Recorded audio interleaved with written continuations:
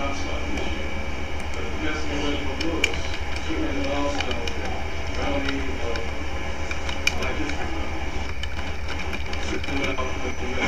Go ahead.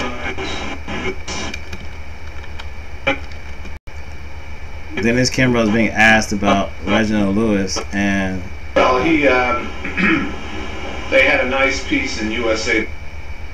This is part one. We're gonna play. I'm sorry, part two. We're gonna play part one, part three of Dennis Kimbro talking about how to think and grow rich.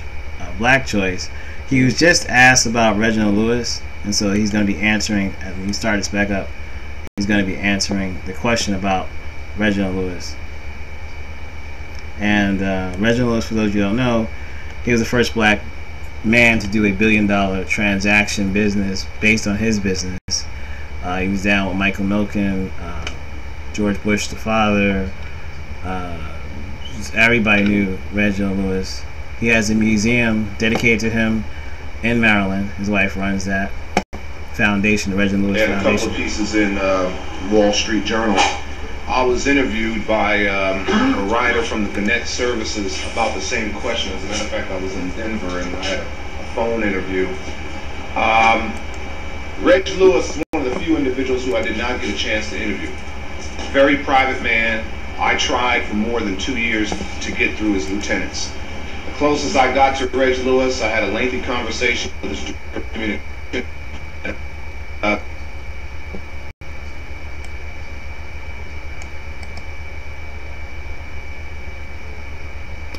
So Dennis Kimbro was talking about how he did not get a chance to interview Reginald Lewis for the book Think and Grow Rich, A Black Choice. But he interviewed a lot of other people, and it's really a really good book. Definitely. Honor goes to who not get a chance to interview. Very private man. I tried for more than 2 years to get through his lieutenants. The closest I got to Reg Lewis, I had a lengthy conversation with his director of communications, and I did have a nice conversation and an interview with a gentleman up in New York who helped Reg Lewis put together the deal. I just asked him the mechanics of the deal. Very private.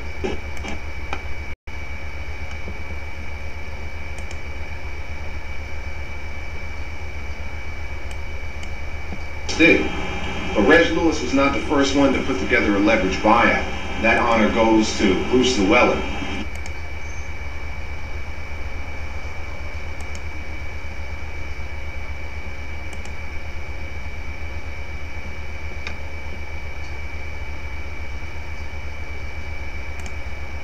But here is a black. That honor goes to Bruce Llewellyn, the first leverage buyout in the United States.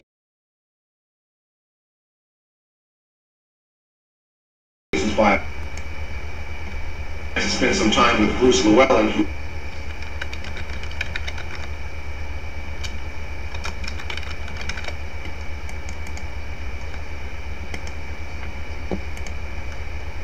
see years ago visual.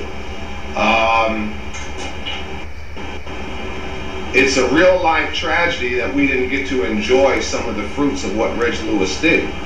But Reg Lewis was not the first one to put together a leverage buyout. That honor goes to Bruce Llewellyn. The first leverage buyout in the United States was by a black man, Bruce Llewellyn, in the 1970s with Fedco Foods. An interesting anecdote, I did get a chance to spend some time with Bruce Llewellyn, who is arguably one of the wealthier people in the United States. But here is a black man, Bruce Llewellyn, before I get more on Reg Lewis, who came within an eyelash of owning the New York Yankees. See, years ago when Fay Vincent ascended to the position of commissioner of baseball, it didn't take Fay Vincent any time to throw George Steinbrenner of the Yankees out of baseball. Steinbrenner is coming back in March. The day after Fay Vincent tells George Steinbrenner of the Yankees to pack his bags, Bruce Llewellyn calls his secretary into his office. Secretary takes down the following letter, takes the letter, puts it in a FedEx envelope. FedEx to George Steinbrenner. George Steinbrenner gets the FedEx envelope the next day, pulls out the letter, and the letter reads, "Dear George, write any dollar figure you want in the enclosed check. I must own the Yankees." yelled at you. Dear George, write any dollar figure you want on the enclosed check. I must own the Yankees. Steinbrenner says no, they're not for sale. But getting back to Reg Lewis, one thing Reg Lewis did do, he was a paragon for business excellence for us. Here's a guy, went to Virginia State. From Virginia State, he specifically went to Harvard to study under a law professor by the name of Lewis Loss. Lewis Loss is an expert in leverage buyouts, LBOs. And see, Reg Lewis had a plan. He went to Harvard to study under the best, and he was going to take what he had and use it. He was going to take the knowledge that he was going to gain from Harvard and put it in action. So, you know, we have other capable leaders, particularly entrepreneurs.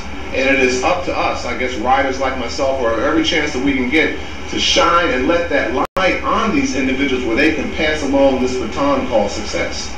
See, you ask any track coach who has coached a relay race, the track coach will tell you that a relay race is either won or lost in the swift interchange it takes to pass the baton. In that swift interchange it takes to pass the baton between runner and runner, that will make up the critical difference of the race. Now, Black America has many swift and capable runners. Lane number 1, we got Oprah Winfrey. In lane number 2, we got John Johnson. In lane number 3, we got Earl Graves. In lane number 4, we got Anesta Proco. Black men and women who have run the race of their lives, all right? Who have run the race of their lives. They come around the turn, they're coming down the... And we just have to make sure that there is another generation that is fit and focused in those lanes to take that baton. Hopefully in the 50 years that Reg Lewis was here, we were able to do that.